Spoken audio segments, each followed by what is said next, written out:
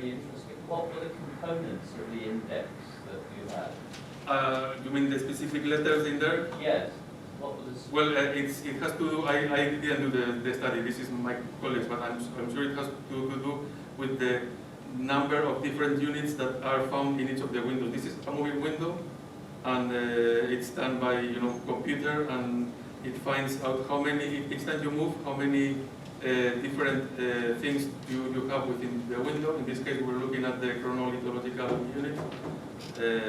And then it keeps moving the window and giving numbers to the points.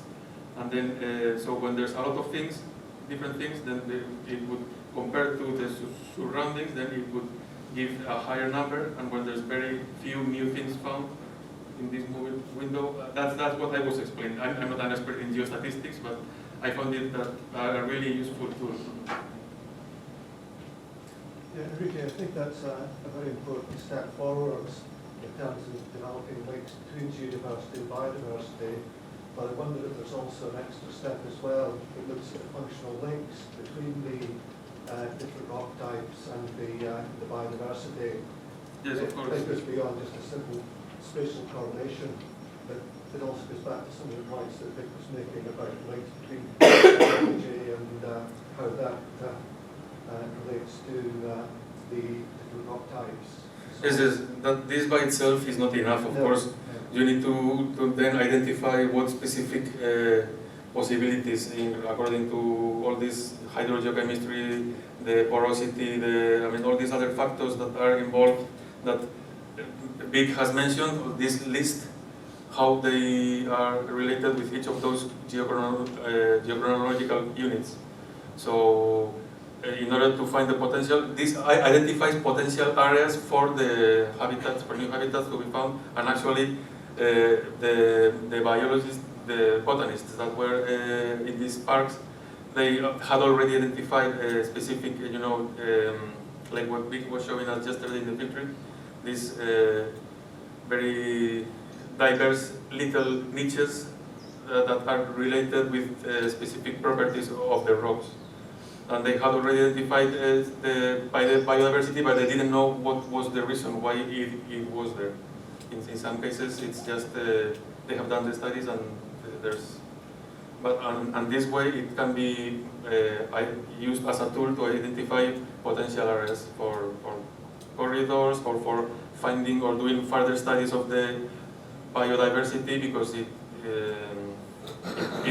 may have been overlooked previously and things like that.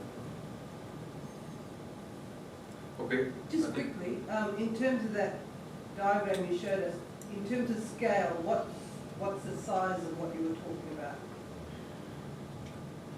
Where is it? This one. That map, yeah. I think here's a scale. Yeah, this is 10 kilometers, so it's rather small, maybe 20, 40 kilometers this way, and about 60 or 70 this way. Thank you.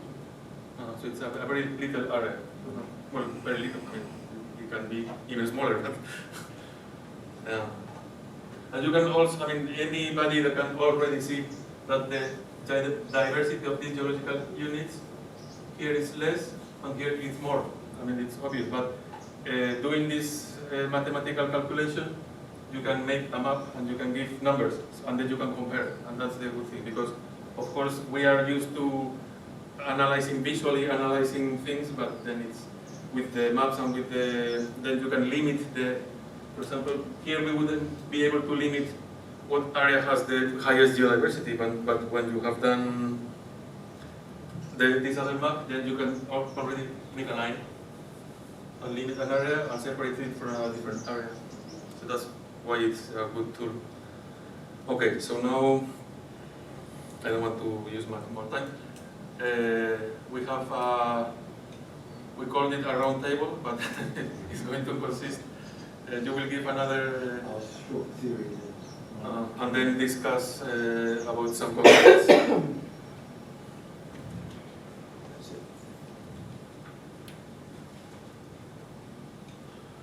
All right, well, this is a roundtable discussion. Margaret's the chief facilitator. I'm just going to go through some theory here.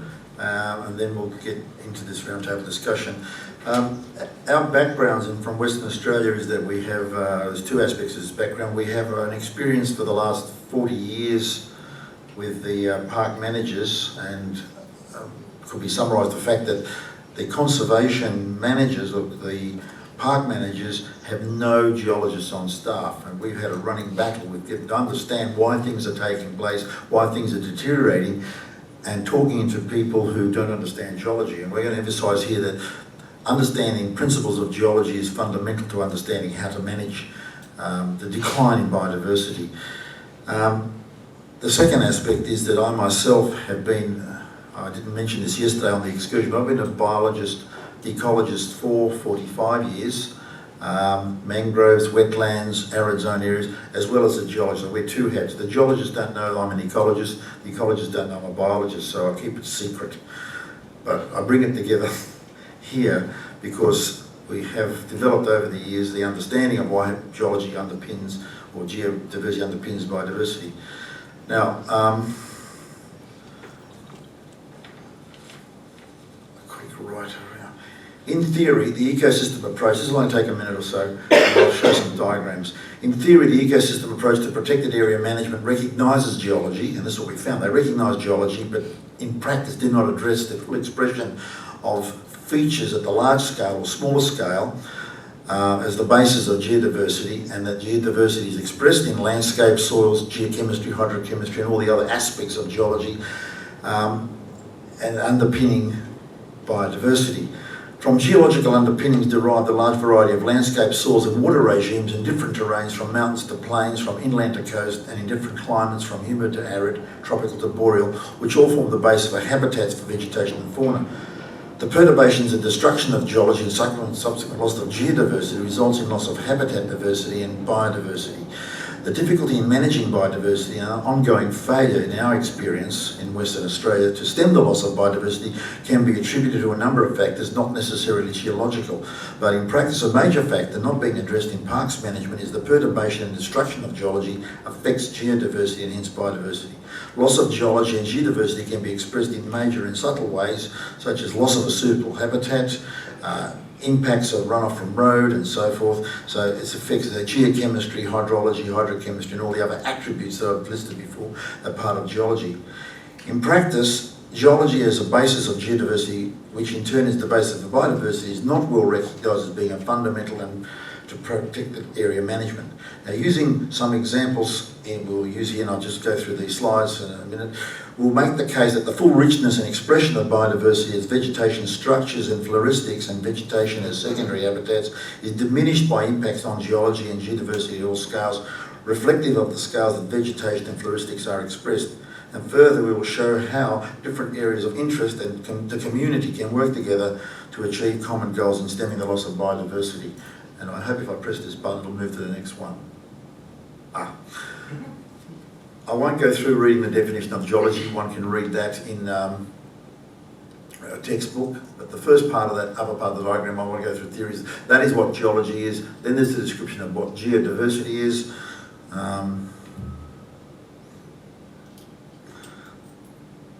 It's the red button, but I'm colourblind. That's what being the problem, I might explain. I don't see red, so it's... Geodiversity, I'm using that example that you've seen, and here's some geodiversity expressed in varying biodiversity, and the zonation of the mangroves there, biodiversity. Now this geology and geodiversity, looking at the range of geological features, what is contained in the concept of geology, or the discipline of geology, geodiversity, as distinct from geology itself, and leads to two areas, or two major fields of thought. One is geodiversity underpins biodiversity, hence understanding geology and geodiversity, both of these, leads to proper management of biodiversity.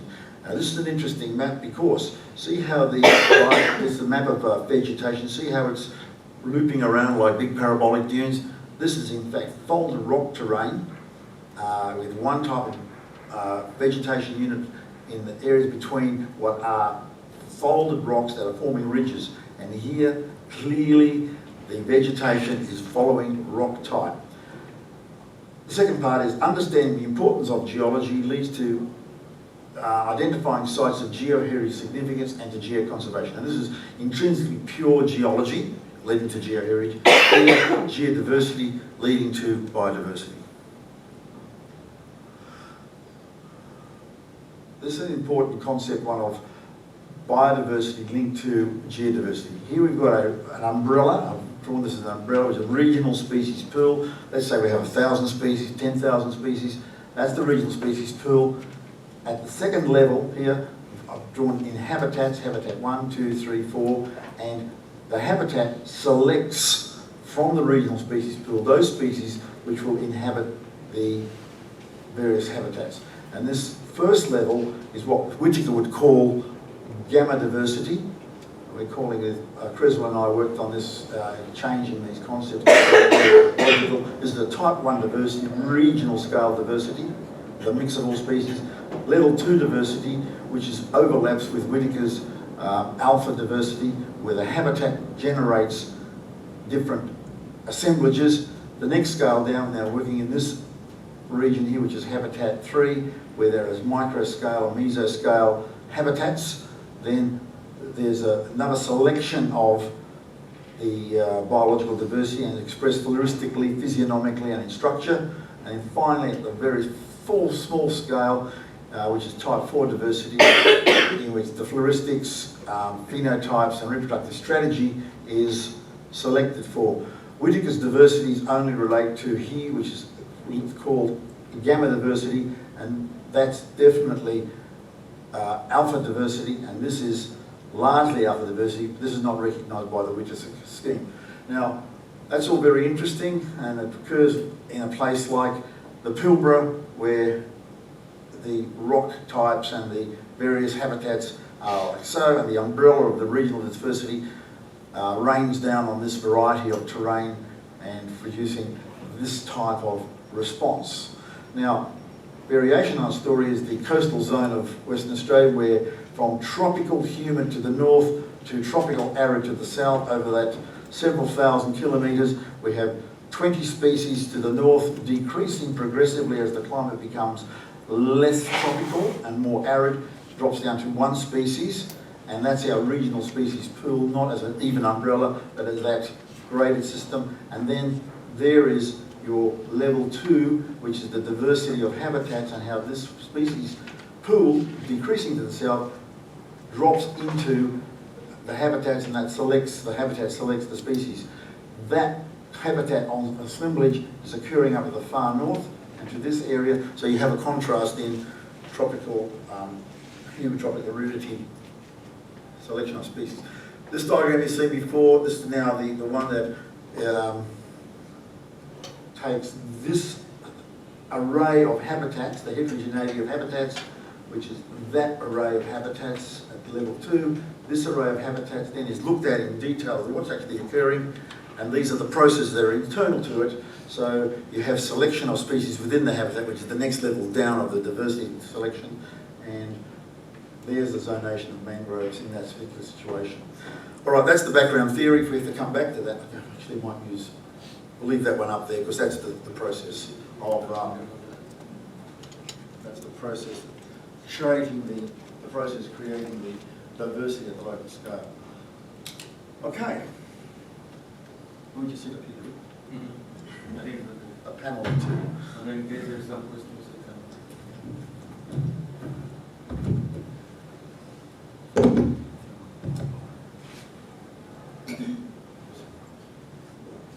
For those who do not know me, my name is Margaret Brox, and I'm the National Convener for the Geological Society of Australia for Geological Heritage.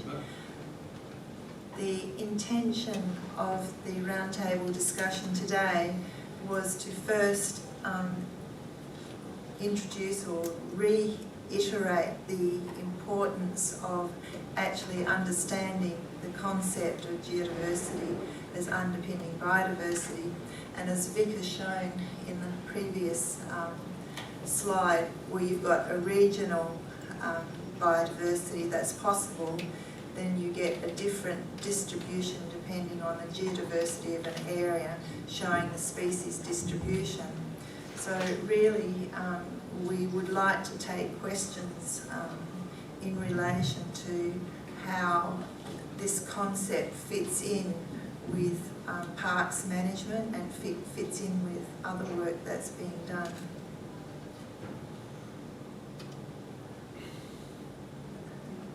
Not sure. Henri, could you manage the questions? Thank you. Thank you. I don't have much of a strong voice, so this is going to help. I must apologize, but I have trouble following where this is going. I thought that geodiversity, geoheritage were aimed at protecting features of a geological nature in addition to biodiversity areas, and creating protected areas based on their geological merits. What I'm hearing here is what I've always heard, like an ecosystem is the interaction between the living and the non-living. Yes. Everything here is about the non-living part and how you use it to look at the biodiversity of a given area. Yes. So does this group plan to take that one step ahead and leave the underpinning of geodiversity for biodiversity as an excuse to fit under the IUCN classification? Or will it go beyond and protect areas of high geological features or rare geological features for their own sake? It's a very good question, and really there are very many components to your question.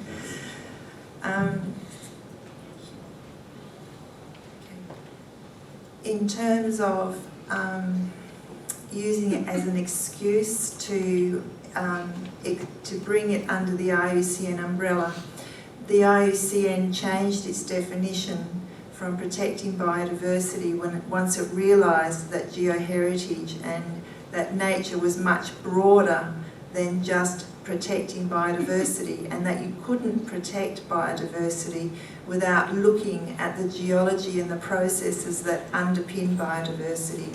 And along with that comes the habitats and the flora and fauna that are in those ecosystems. So we've now got a broader and an all-encompassing definition, which now brings in all these additional components. So whereas before geoheritage was just considered to be natural monuments, sites of specific geological significance, now it's understood that it's actually the geology that determines the biodiversity of an area, whether it's diverse or not diverse, and then from that you get your habitats, and that these change over time as landscapes develop, and there's a natural progression of biodiversity, and this is all very complicated.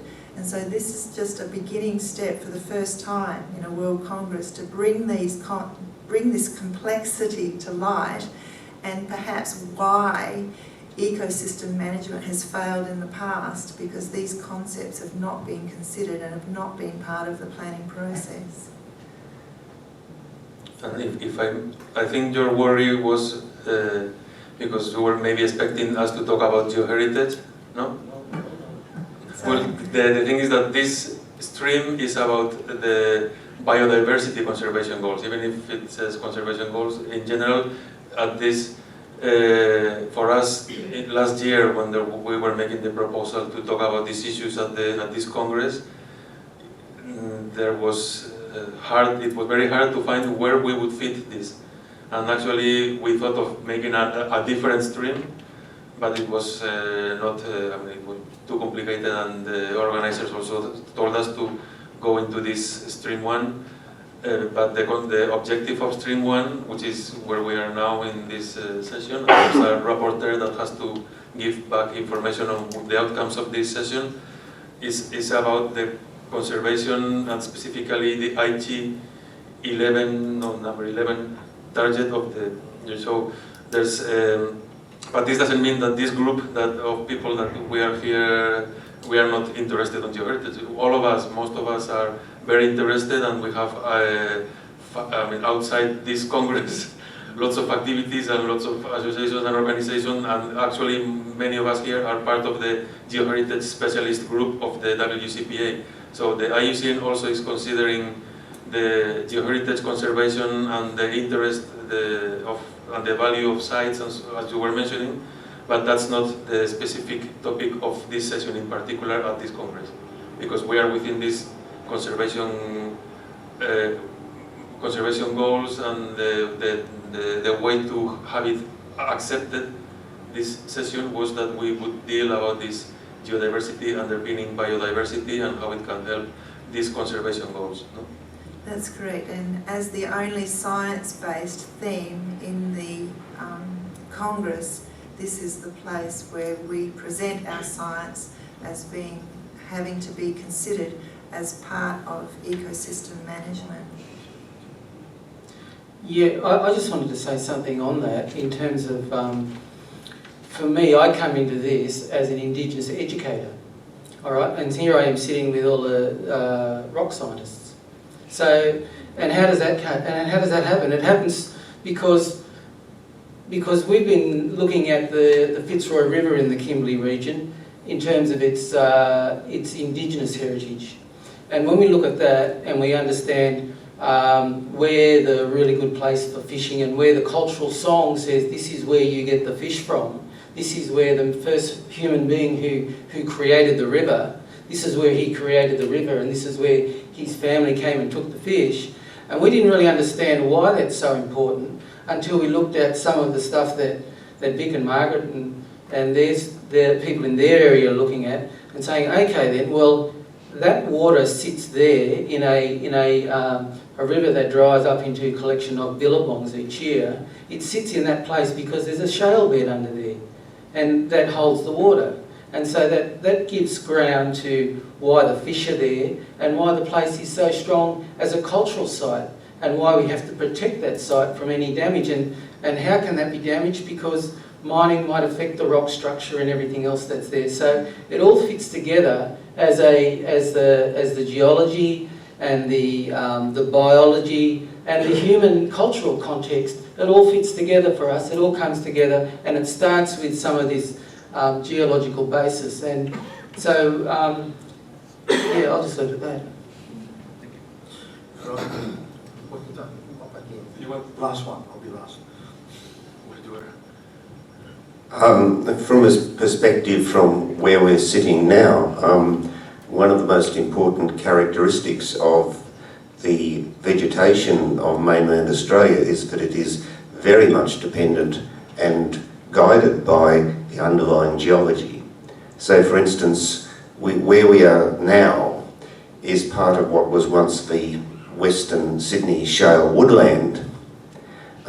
It was one of the largest ecological areas near Sydney, and this biome is now threatened and almost extinct because this was the land that people wanted for originally agriculture and then for farming and then for houses.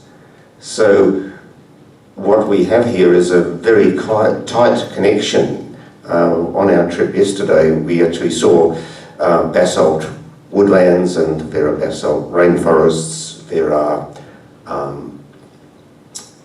serpentinite biotas, which are restricted to particular rock types, which I'm pretty sure are not preserved in our reserve system, because the reserve system we have in Australia is essentially a residual land system. It's the land nobody wants. So it has an over-representation of rocky land. Now that's rather good for geologists in one way, because that's why we have the Blue Mountains World Heritage Area, because nobody wanted it.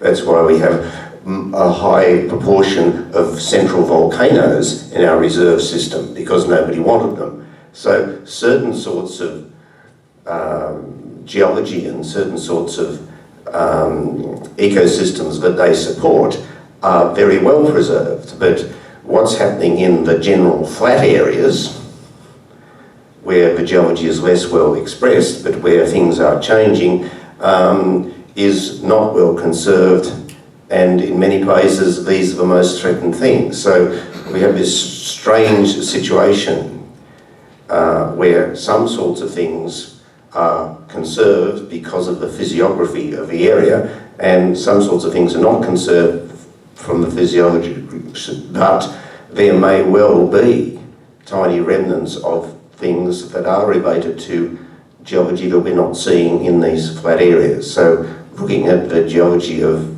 anywhere in mainland Australia is very important in terms of understanding the distribution of the biota. I'm going to go very end. Other people can talk. I'll be the last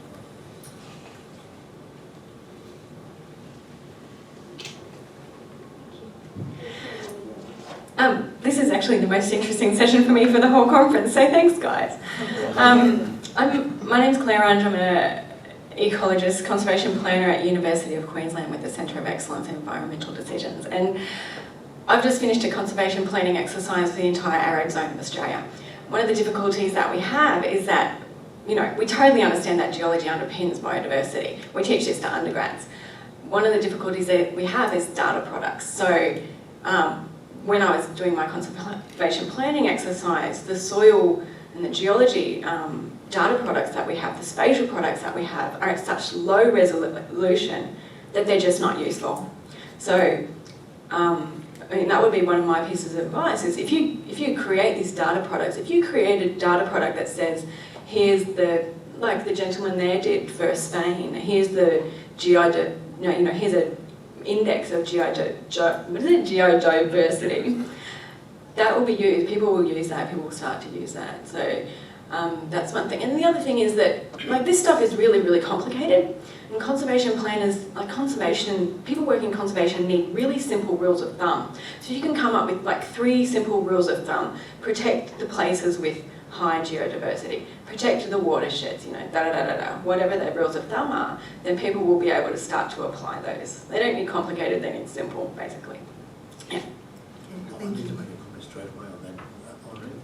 I meant to comment straight away on that. Say something about That's what is quite important. I'm just going to quickly make a comment on that. Good points. Our experience is that park managers don't have the geological background. There's no one employed in it. And while they recognise, and it's like paying tokenism and saying, yes, we understand that, it's never used because they don't have the geological background. But I just want to make a point about that last thing you said. This is very important. Something can look very simple and not having much diversity. Like what Henrik showed was a plane that was just a simple plane and it has low diversity. Underneath it, scratch below the surface, there can be a lot of geodiversity if you incorporate the concept that geodiversity is not only the rock or the landscape, but it's also the hydrological process, the stratigraphy, the hydrochemistry, and then it becomes very complicated. That's what I was trying to show with those basin wetlands. They just look like a simple system. They'll map the simple black dots, but underneath each one, ranging from the 5,000 to the 1,000 timeline, they changed. They changed in soil and hydrochemistry and hydrological processes, so that the geodiversity was below the calm surface. You understand what I'm saying here? Yeah. So what seems to be simple geodiversity, like it's a plane, but underneath it is the complex geodiversity, which is manifest in all those different attributes of geology, of hydrology, hydrochemistry, soil type, geochemistry, stratigraphy, and that's where the complications are, and that's what vegetation may be responding to. So I think I've said what I wanted to say. I'd just like to say something about the geodata in Australia, because people generally don't understand the situation. Geodata is produced generally by Geoscience Australia and by state geological surveys, who are no longer seen as scientific institutions, but as producers of basic pre-commercial data for the mining industry. This means that only areas where mining is prospective will be mapped. In New South Wales, no national park will ever be mapped, and this is probably the case in most other states because they can't be mined, and this is a major problem. So it is a big issue, but the policy has totally changed. Geological surveys are no longer allowed to do research, and in fact we have a reverse problem, because in New South Wales members of a geological survey have access to all land except national parks. And when we were doing some work out around Genoan last year, senior officers of the State Geological Survey did the research under my National Park permit because they don't have one. So this is a really interesting problem. It's not just that national parks don't have any geologists. There is no geology done of national parks. I'm a geomorphologist, everyone. Hey!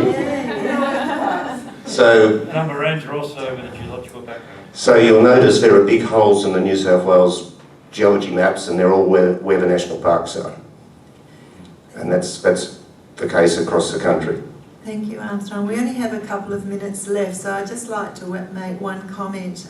Yes, Armstrong put that very clearly in context as to why we don't have what you need for your work. And what's becoming increasingly apparent is that this work needs to be done at the regional level and through programs like the Natural Resources Management Program. So whatever regional programs there are, whatever community groups there are, and we've been showing throughout the talks the importance of communities in taking control over natural management and doing the kinds of things you're talking about so that the resources are available locally because it's not happening at the state or federal level for the reasons that Armstrong's outlined. So, I want a question asked about the geodiversity. I'm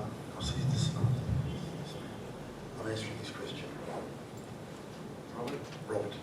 Robert, just to take 30 seconds to say back to this. your question, Robert. Yes, I want to bring out, can you see these as large crystals of gypsum? You know, there's gypsum in Mexico. There's a human being, and they're large crystals, very intrinsically important. And a sand-sized zircon crystal, 4.5 billion years old, occurs in Western Australia, the oldest crystal on Earth, geologically very important. This is the side here where the importance of geology leads to its being heritage value, geoheritage, and leading to its conservation. We believe this should be part of parks management as well because the intrinsic geology can be very important to the Earth, as story of the Earth.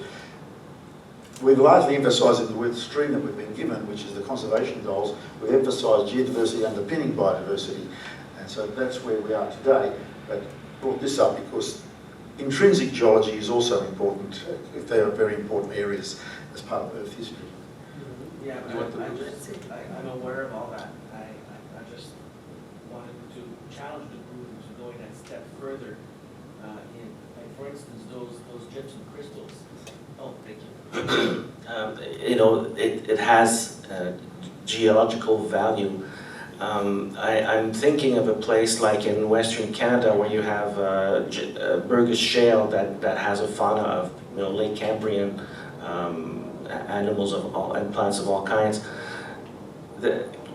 I would expect that as a result of this expanded thinking on geodiversity and geoheritage, that a site like the Burgess Shale would be set aside as a protected area, protected not for its biodiversity but for its geoheritage. And I think we're moving that way, but I think the group could go a little further in going beyond saying that yes, geology is very important to biodiversity. I think that's a truism. Everybody knows that, and I think every biologist has been doing that all of his life. Now and this is the stream about reaching Aichi targets. So the underlying purpose for all of this is to start counting other things that may be doing biodiversity conservation by ricochet as opposed to directly. That's what that diagram is supposed to show, is that there are two aspects of the geology. One is the geoheritage and one is the geodiversity underpinning biodiversity. We need to be addressing both. Thank you, that's what I wanted to hear.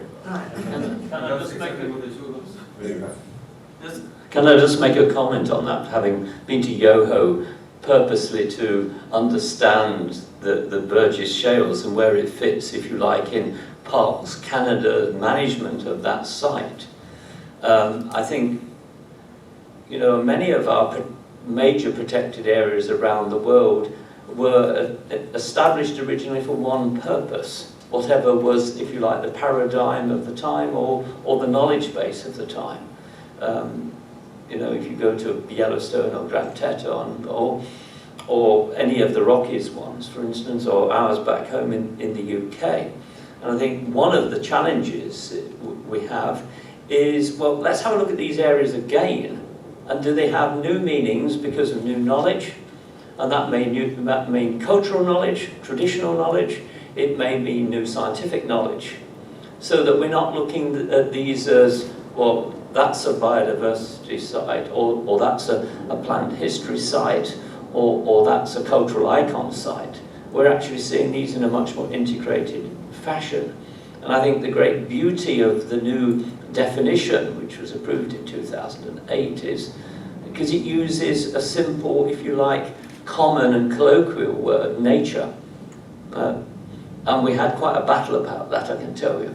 In Spain the year before, to actually see people say, well, what's nature mean? Well, the fact that it's understood by my kids, but we can argue about it, you know, academically forever, actually means it's the right word to use.